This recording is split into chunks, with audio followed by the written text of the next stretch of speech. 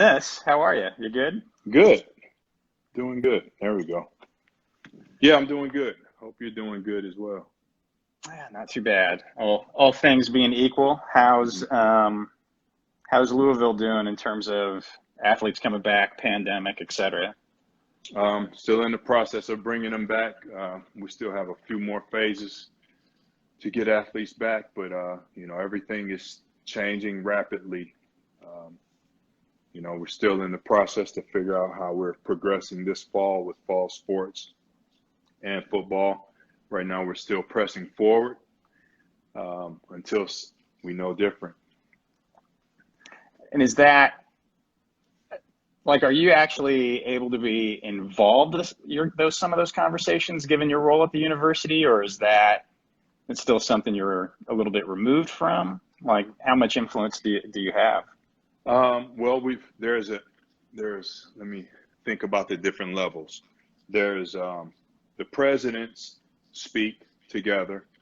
There's an ACC, all the ACC presidents, all the ACC. There's a medical advisory board where there's one representative from each university. There is the ACC athletic directors group that meets. There's the ACC Health and Performance group that meets that I'm a part of. There is an ACC Senior Women's Administrator group that meets. There is the ACC Diversity group that meets because all of this is connected and related. Right. There is all of the athletic trainers meet. Then there's groups on campus. So I meet with all of our physicians and sports medicine staff. Also, there's an international committee because we've got that I'm chair of over that subcommittee because we've got international student athletes that have different requirements to get back into the States and working through embassies and things like that. There is, then we have a campus leadership group that's working together. Yeah, it's a lot of groups that work together. There's also a mental health group, ACC mental health group that meets as we're working to try to get athletes back to campus. I appreciate you going through all of that. And one of the reasons I asked that in the way I did was I don't think people often understand or follow how many people are actually involved in decisions like this and kind of need to be involved.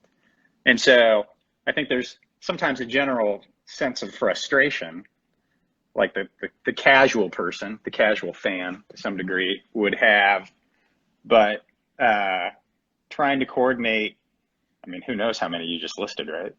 I didn't list them all either. That wasn't all. Right. Trying to coordinate all those groups. Those are all the external groups. Then we have internal groups. So, yeah. Yeah. And like I was thinking, I was trying to do my homework a little bit before we jumped on this. And, I've talked, I don't know, 3 or 4 times in the last few weeks as well. But your role is unique in that you touch a lot of different aspects of student athlete life. And even though that's the case, like I knew there was going to be a point where your level of involvement and influence, I mean, we're talking about all the way up to the very tops of college athletics, was only going to go so far. And so I just think, like, people who are going to end up watching this later, I think it'd be interesting for them to understand it's not as if like a single AD from every single school in a given conference voted go, no go, and that's all that happened, right? So in Nebraska in particular, obviously the Big Ten decided not to play in the fall, but I don't know if you saw Coach Frost really wanted to play. And you see that, and it's just not that simple, if that makes sense. The athletic directors are not making the decision. They're not in on they're not in on the decision-making process. It's the presidents and the medical advisory groups. Right. Well, and I shouldn't say most of the time. Often it's not as if the ADs don't want to play. I shouldn't say often because it's the first time we've all been through this, but Right. uh, there's just a lot of hats in that ring, and I don't think people often understand that that's the case, for lack of a better way of putting it. I would say you're very accurate with that statement. That'll probably be my one for our chat. I'm going to hold on to that one. Yeah, that was good. So for folks who don't know, um, and I'm actually kind of curious, how would you like try to quickly describe your role at the Ville, because it's definitely a bit unique, um, and like I kind of hope that it's starting to set a standard for what we'll see at universities. But could you describe that briefly, because you touch on a lot of things that a lot of coaches don't necessarily always get to see and influence. Yeah. Well, in the ACC, I believe there are 5 of these positions, which is the most of any conference. So my role is I oversee the sports medicine, sports nutrition, sports performance, sports science, mental health, mental performance, working with dining services, and working with all of our physicians and orthopedic surgeons. So coordinating all of that communication so that we can have the best collaboration. Ultimately, our goal is providing a first-class standard of care for our student athletes. It's getting all of those pieces that are constantly moving and evolving, and people, the word we've overused this year is fluid, but it's the most accurate word to use in this situation. Information is coming at so many different angles, and it doesn't stop. It's almost like 24 hours a day. Information is coming in. From the time you go to sleep until the time you wake up, there's information still coming in. So you have to process it, synthesize it, and then stay organized. Luckily, I have some really good people to work with, some sharp directors that I oversee. If you include the physicians and the full-timers that I oversee, it's about 50 people. And then you will add another 50 volunteers, seasonal assistants, graduate assistants, student assistants on top of that. So health and performance is a big part of our athletics department. And we have an important role, especially with what's going on today with the pandemic. And it's not easy. It's a lot to learn. People have used the term drinking from a fire hose. That's very accurate. It's a lot of information coming in, but you just have to take a deep breath and just slow things down and follow up on your communication. Double check your notes. Go through your emails. I don't know how many times I scroll through my emails to see what I've missed and what gets buried. I'm still working from home, and there's plenty of work to do. I think last Saturday it took me 8 hours to send one email, and it didn't take me 8 hours to write it. It took me 8 hours to gather all the feedback necessary to make sure that what was in Wow. the information was accurate. And that's on a Saturday. So it's a lot. It's challenging. It's fun. It's exciting. I'm enjoying it. So in terms of your, for lack of a better way of putting it, like personal evolution, like professionally, were you always sort of a mindset to grow into this kind of role, or as sort of you were motivated to learn new things, did almost the role come to you in the sense that like you started as an athlete, right? And if I'm not fair in any of this, please feel free to correct me. Like started as an athlete, became a strength and conditioning coach, but then just kept growing your knowledge base from there. Like slid into the mental side, right, instead of just the physical. Like, was this something you had in mind, or did you almost just create it by process?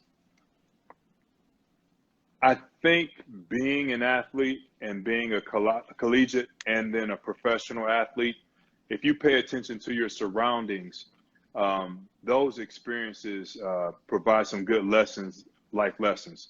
So for me, going from high school to college, you realize, wow, I left a lot of my college teammates, high school teammates, you know, and I went to college.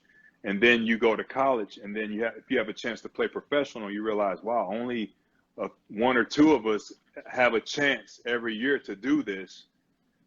And then that experience, as you look around, as I had that experience in the NFL, you look around and go, you know, people don't stay around here for long. The average career is 3.5 years. So it's almost like by the time you're 26, 25, 26, 27, your career is over. And you start to pay attention, like there's a time stamp on being an athlete. And then if you go into coaching, you start to pay attention to your surroundings as well.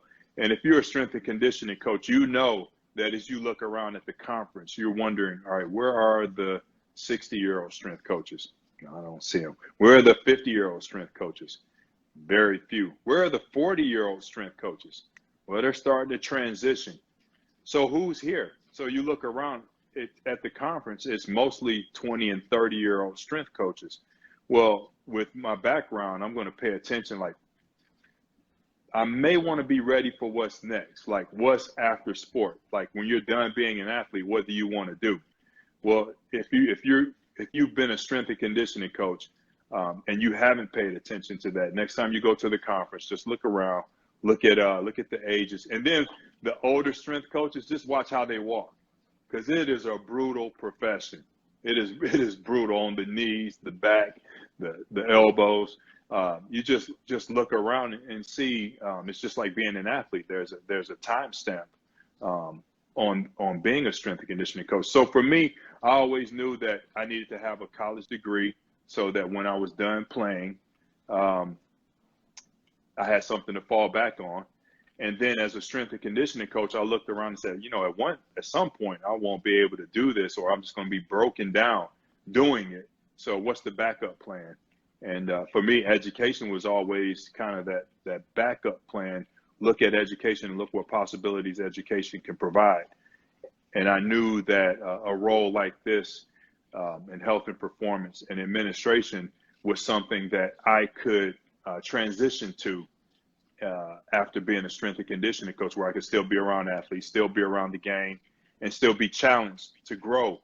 And where I can look around and say, you probably need to be in your 40s or 50s to be in this position. So when you, like, I know you've spoken a few times just in terms of as a whole, right? And given some talks around like how to sort of improve. I think both the profession, strictly speaking, but then also where it sits sort of within the world of college athletics. I mean, do you start with that kind of basic focus, or in the sense of trying to get coaches to think beyond just sort of like their current role, landing a logo, that kind of thing? Like, how do you sort of address how to improve the profession when you're talking to kind of a peer group like that? Sorry if that was a bit of a ramble. Yeah, well, you can be general, and there's always good information to give to a group. But if you're trying to impact change and you have to change someone's mindset and behavior, I found that it's best to just do that on a one-on-one basis, or at least a program by program basis. It's really hard to get a group of coaches together and say, okay, this is the direction we need to be going from now on. It just doesn't seem to go over that smooth. Coaches are creatures of habit and routines, and they don't like those routines to be disrupted because a lot of them are success. They found success in those routines and comfort in those routines. And athletes love they love routines as well. They love consistency.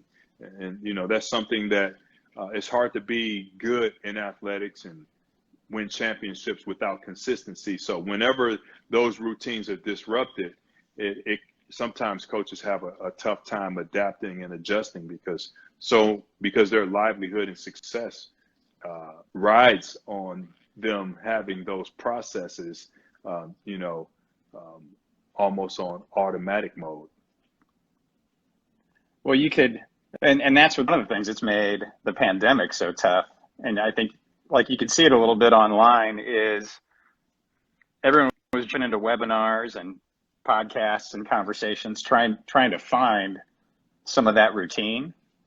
But then it just wasn't the same, right? And so there was an interesting sort of curve to it where we're jumping into a lot of online stuff, and then as I would chat as we work with, everyone started getting sick of it.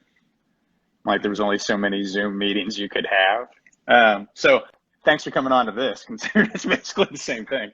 But then there's that antsiness now to get back and get going again, and yet it's still not the same routine.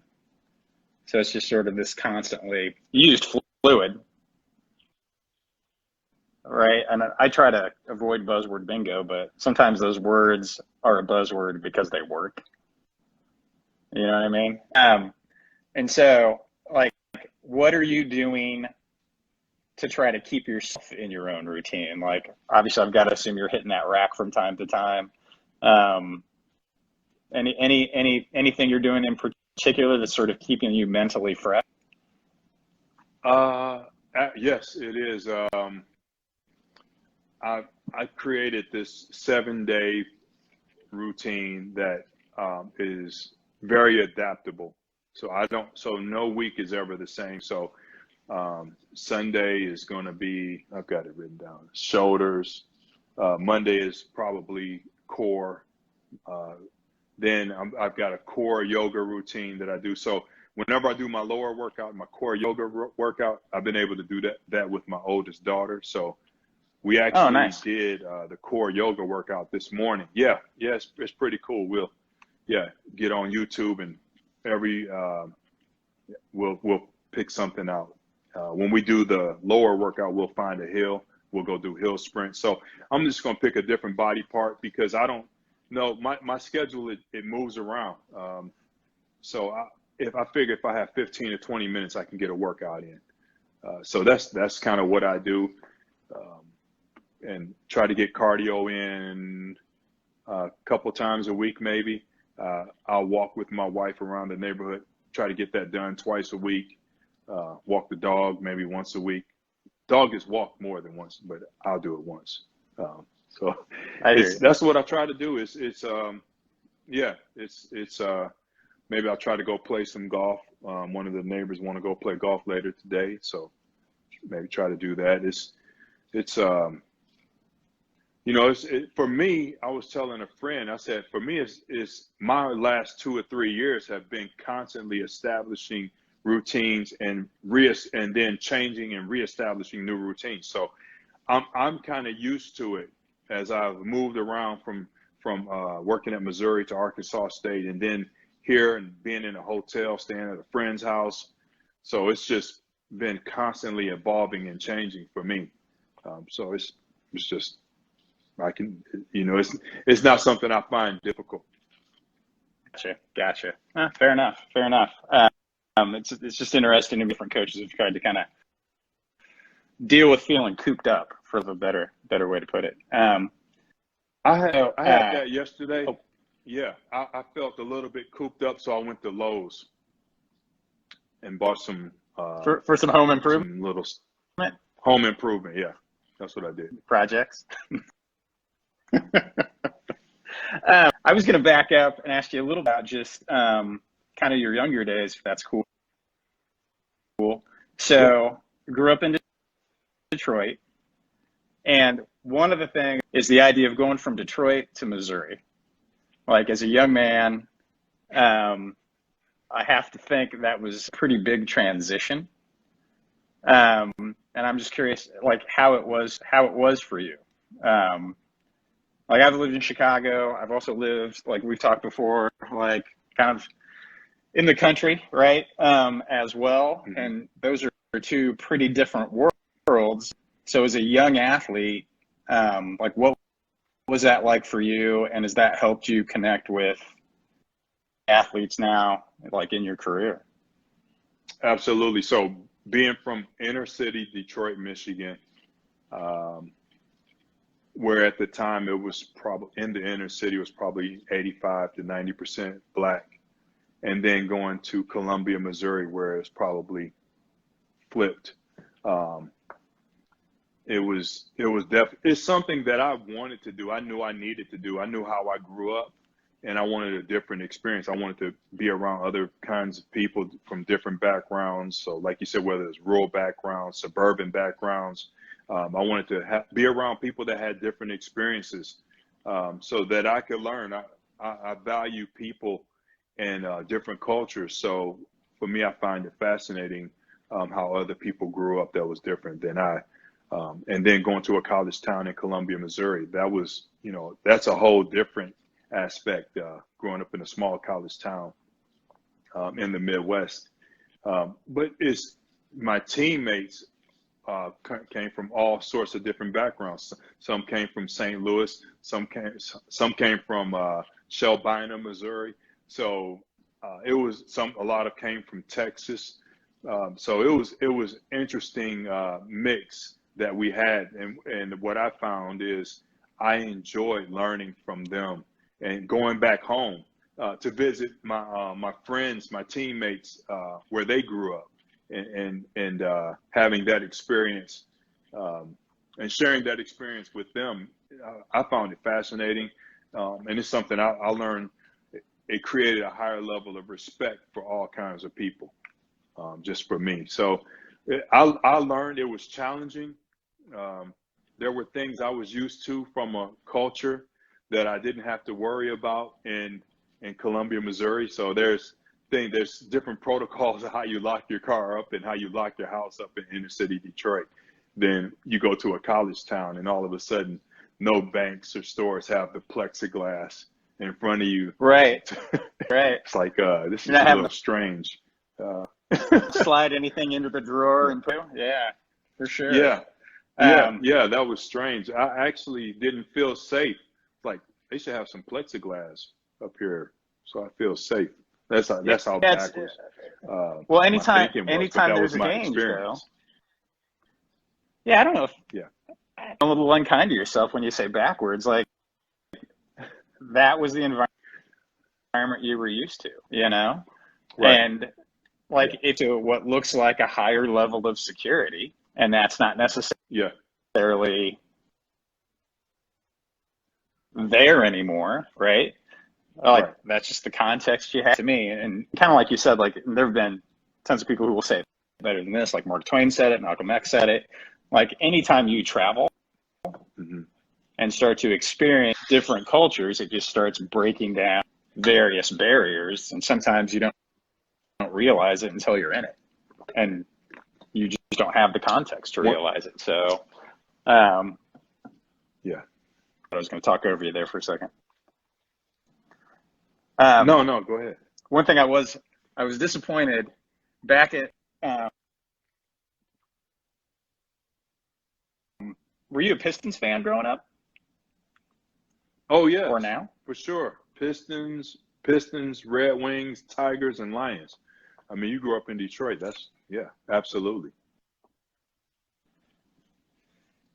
I assume. So when I lived in Chicago, it's when Jordan could not get past the Pistons, right? The Bulls could not get past the Pistons. Dug around before we jumped on in my garage. I was pretty sure I didn't have it, but I was hopeful, and it was Luck Fambeer. So Oh, I don't know, figure it out, but I just could yeah. not stand Lambeer, right? I might get a good laugh at it if I could still find that shirt. Um, and I just recall going through or watching the series, and there was this moment think it was Jordan, drove the baseline. Rodman fouled him pretty hard, like he wasn't going to go anywhere. And Liam Beer just came through after the whistle, killed somebody. And like it was before, like I think that's one of the reasons they've changed the different flagrant rules. But I just remember we were watching that, and then everybody that was watching was all fired up. So when everybody apparently had to be Liam Beer up on my ass like 15 times during the game. What is that Last series Dance. on Netflix with the Bulls? Absolutely. Last Dance, Awesome. Yeah, thank you. It was awesome. Yeah. I haven't all the way through it yet, which seems like a giant miss. But one of the reasons I kind of went there is when I like when people watch those things, they almost start to see themselves in the various roles they used to play. And I'm curious, given all of your education background, your coaching background, like yourself and your daily activity, like just how do you think of yourself? Like, do you think of yourself as a coach, an educator? That's a good question. Because it's a mouthful to look at like your titles. Yeah. For me, I simplify it and I just say leader. I'm a leader. That way I don't have to figure out, am I in coach mode? Am I administrator mode? Am I on the field? If I'm in a meeting, if I'm at home, if I'm on a computer, it doesn't matter. I'm just a leader. And what I do is help the people that I help and serve the people that I oversee and I work with. So I never feel like I have people that work for me. I feel like I'm here to help people, to work with people, and that has I think served me well and served the people that I work with well. It helps to keep the ego in check because I know what I wanted when I was in that role as head strength and conditioning coach. I wanted a supervisor that understood my job and the challenges of my job, and someone that would take some of those challenges and remove some of those challenges or knock down some of those barriers so that I could do what I love doing, and which was coaching. So I pride myself on helping out those that love doing what they do. So as a leader, if you are a true leader, then you really want to help the people that you're working with, almost no matter what it is you're doing. So it doesn't matter if I'm in the weight room, training room, even sitting here at home in my basement, operating through a computer. It doesn't matter. Work with some really good people. And as a leader, my responsibility is to help them. And that's how I look at it. We were recently, so we have a newsletter that's getting ready to come out. And obviously, one of the things that we want to let people know is that we're sponsoring your podcast, right? For anyone who may be catching this for the first time, as a couple of different podcasts, Beyond Sets, and then the other, it's like I find interesting in how you might describe it, because it's a reps roundtable, and it seems like it's a little bit open format in the sense of a roundtable talking about different issues. Is that a fair description? Yes, absolutely. It's more of a conversation, so people get to learn through the conversation as well as the information that's being shared. Well, I haven't listened to it. Like, you guys take the time, or you and your guest taking the time to kind of put things into context, right? So it's not just just data, and I think it's very well rounded for folks who haven't. the reason I mentioned the newsletter, closed the loop on that. So, we had this section where we were announcing it, and the little title for it just said Dr. Pat Ivey. I was like, well, that's not enough to spice it up a little bit and provide some personality. So I think the last few times you and I have talked, I've probably managed to at least reference each time, just all over the place, which is kind of what I do. Staff would tell you that, but Father the Leader, Eric B. and Rakim, had just played when I was listening to that, and I thought, there it is. So it comes out that I've matched up with how you just by sort of happenstance. I feel good about it now, though, of course, because Dr. Pat Ivey / Father the Leader. So shout out to Eric B. and Rakim, but I like the way that loop closed out pretty nicely on that one. Nice. Yeah. One of my favorite groups. So, well, I got lucky. To transition to something far more serious, I was wondering how you're finding being in Louisville and then having to chat potentially with athletes about kind of, I'll just say society as a whole. Is like, are you finding that event, for lack of a better way of putting it, is like top of mind for student athletes because it's so local? I mean, it's top of mind for a lot of people anyway. It's that conversation. So your audio is coming in and out, but I'm going to repeat the question I think you were asking. I'm assuming you were asking about Breonna Taylor, Louisville. Yeah, Breonna Taylor, Louisville, yeah. How we're handling it, social issues. So we have in our athletics department some really good people. So I'm seeing that Chris Morgan is on. He oversees our FCA. We have Marvin Mitchell, who oversees our academics. Alyssa Murphy, who oversees our student development. And then we have a mental health, mental performance, Kate O'Brien, Vanessa Shannon, and all of our coaches. It starts at the top. It starts with your athletics director. And even above that, it starts with our president. So President Neela Bendaputi, she is very active and vocal for social issues.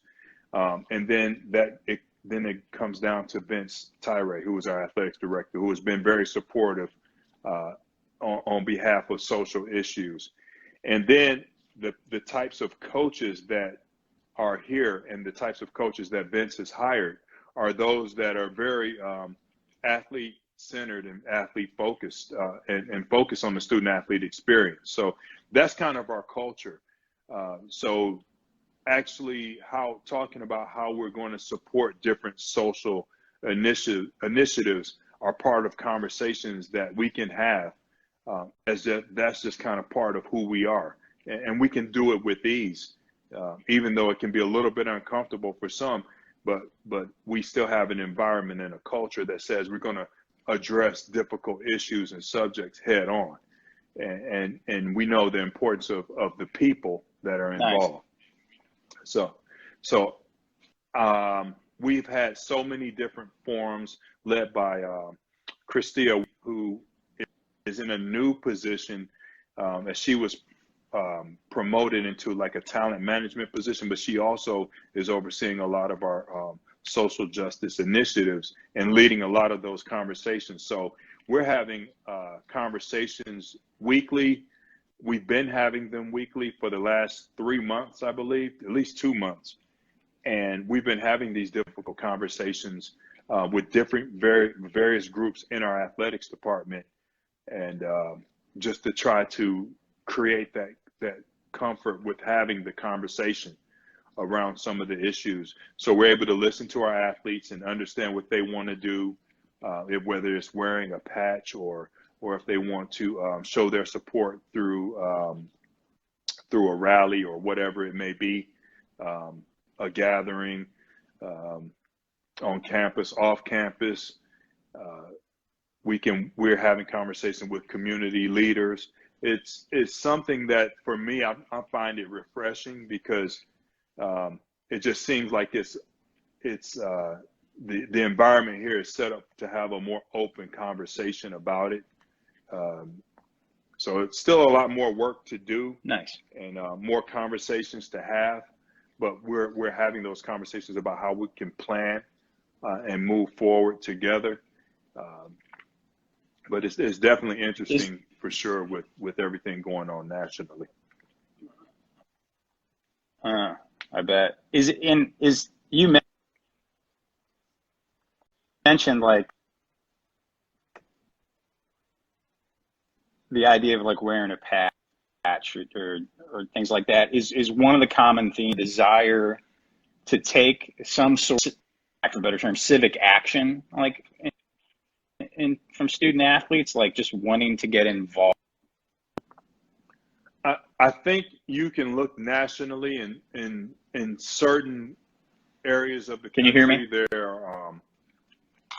There's been some activity happening in certain areas of the country, and in other areas I think it's more internal. So I think our efforts are probably so far have been more internal than external, and I think that suits that's because of the relationship and culture that we have. I think that's the athletics director accessibility to the athletes. I think that makes a difference. And it's the type of people you have. I mean, if you have people that are willing to understand and be empathetic and listen to the students and what their needs are and what their concerns are, it seems to have a more positive effect and just on the environment.